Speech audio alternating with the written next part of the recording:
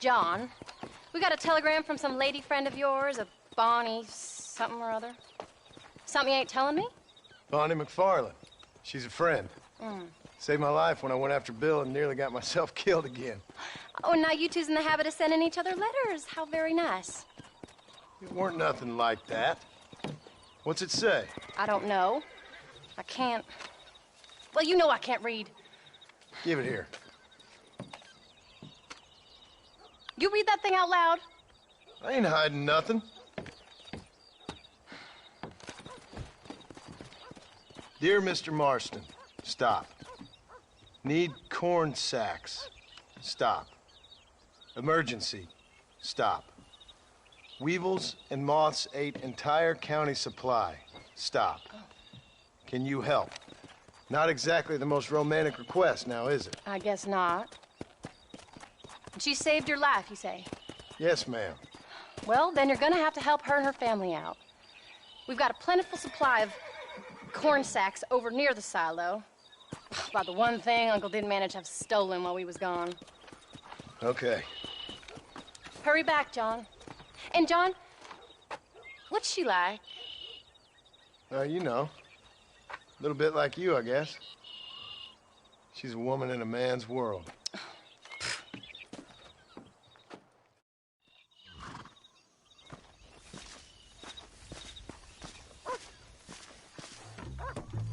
John, wait! I changed my mind. I'm coming with you.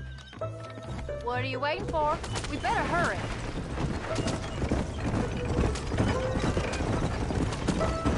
I don't think I can let you go off again without me. Fair enough.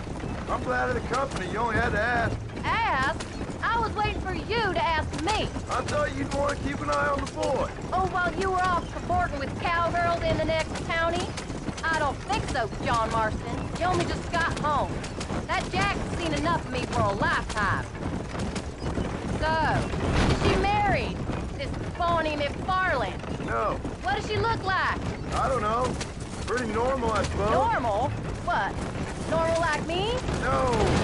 Normal as in 2 eyes, mouth, nose, that kind of normal. Besides, ain't no woman fine as you. A little flattery.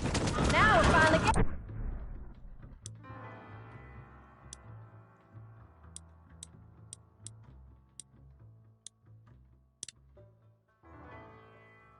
somewhere. If you find yourself in a hole, the first thing to do is stop digging. Another pearl of wisdom from John Marston. I sure do miss those. I never took you for the jealous type, Abigail. I ain't jealous, so much as curious. You heard what she wrote. It's just some corn. She saved my life. She's decent enough to me, so I owe her this much at least. How did she save your life, anyway? She found me half dead on the side of the road, took me to the doctor. Most folks would have left me there. Half dead from what? Bill didn't take so kindly to me visiting unannounced. Bill never did like surprises. How was he? Same as he was when we left. Angry and dumb. Taking his revenge out on the world. People down there was really scared of him. Of Bill? You gotta be kidding me. He was only frightening if he was afraid of dumb fools. Bill weren't so bad, but when Dutch went crazy, Bill took it hard. For a while, we all thought we'd found something right. A better way to live, but it was just a lie. So you saw before they did. Maybe. But they was still kind of a family. A family that left you for dead. You knew the truth, John, and they hated you for it. Where'd they take you? Who? Those government bastards. Where did they hold you and Jack? I ain't sure. They kept their eyes covered there and back. Can't have been too far from here, though. They treat you right? It ain't the first time I've had a gun to my head, John. You're forgetting your marriage proposal. Very funny. No, they learned pretty quick what would happen if they laid a finger on me.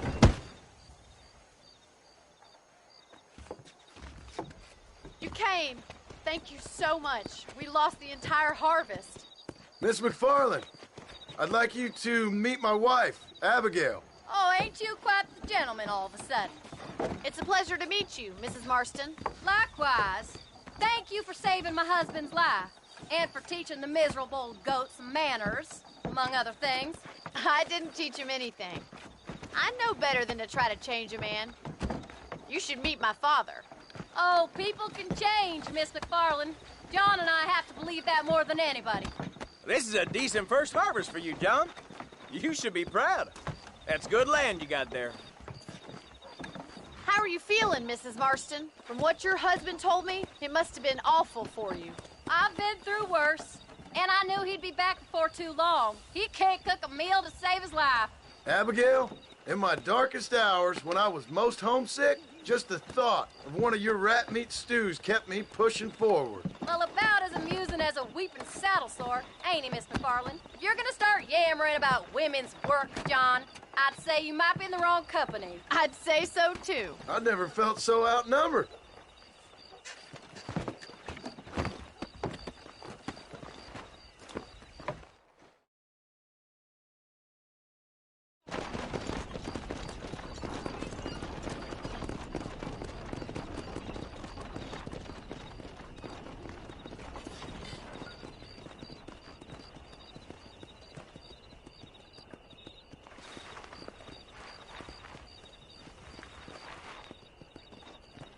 Ma'am?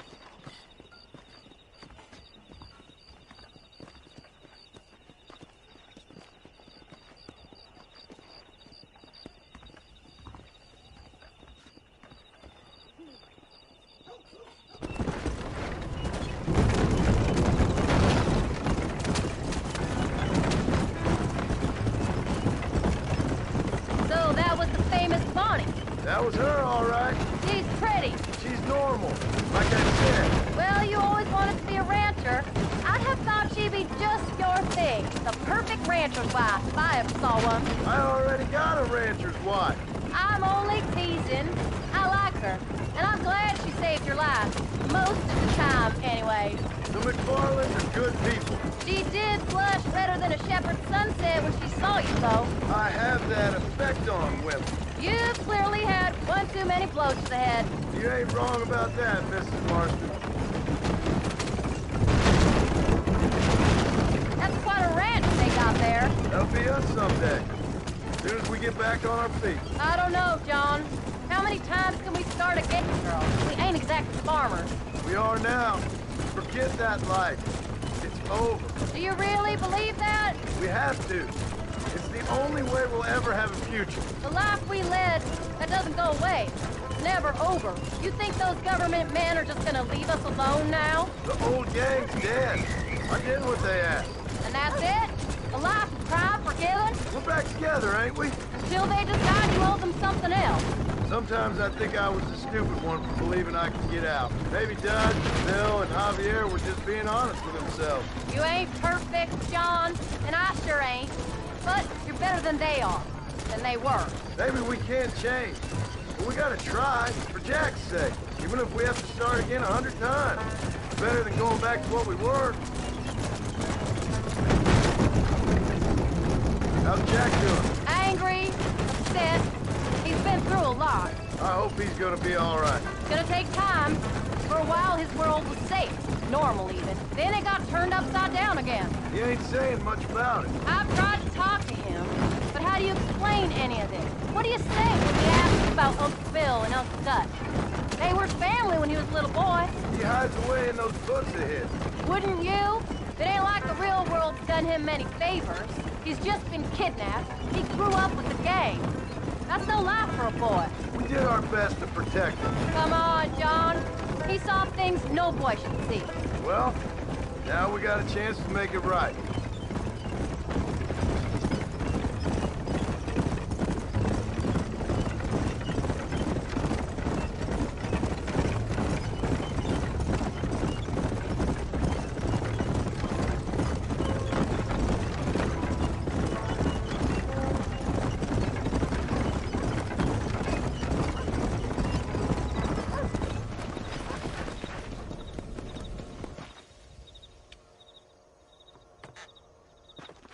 We did good today, John.